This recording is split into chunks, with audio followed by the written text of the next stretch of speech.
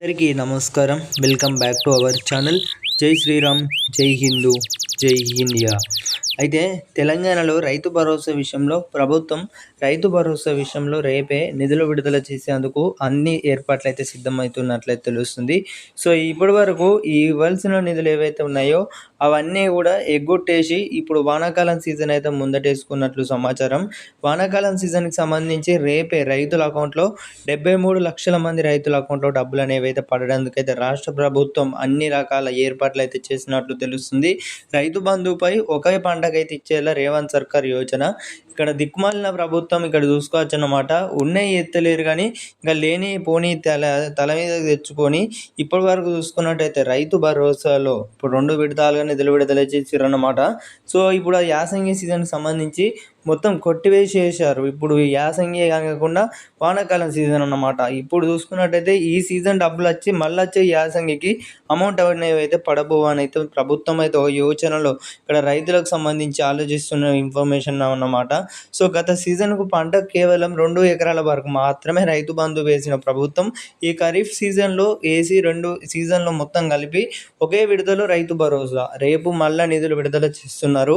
రేపు ఎవరికి పడుతున్నాయి అంటే 70 లక్షల మంది రైతుల అకౌంట్లోకి, ఇక 70 నుంచి 73 లక్షల మంది రైతుల అకౌంట్లోకి అయితే ఖాతాలోకి అయితే రేపు మిగిలిన అమౌంట్ అయితే పడడానికి అయితే కాంగ్రెస్ ప్రభుత్వం అన్ని రంగాల ఏర్పాట్లు అయితే చేస్తున్నట్లయితే సమాచారం. సో ఎందుకు ఇంత నిర్లక్ష్యంతో ఉన్నది ప్రభుత్వం అనేది, ఎందుకు రైతుల ఆవేదన అనేది ఎందుకు గుర్తించలేకపోతుంది? రైతులు పడుతున్న తీవ్ర ఇబ్బందులు కానివ్వచ్చు, పంట పెట్టుబడి సాయానికి సంబంధించి పెట్టుబడి సాయం అనేది ఎందుకు ఇంత ఆలస్యం అవుతుందని అయితే చాలామంది రైతన్నలు అయితే ఆందోళన చెందుతున్నారు.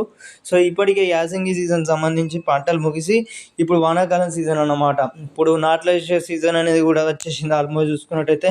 సో రైతులకు ఇప్పుడు చూసుకున్నట్టయితే వానాకాలం సీజన్కి సంబంధించి అయితే వానాకాలం పంట పెట్టుబడి సాయం అయితే అందించేందుకు ప్రభుత్వం అయితే అన్ని ఏర్పాట్లు అయితే చేస్తున్నట్లయితే సమాచారం.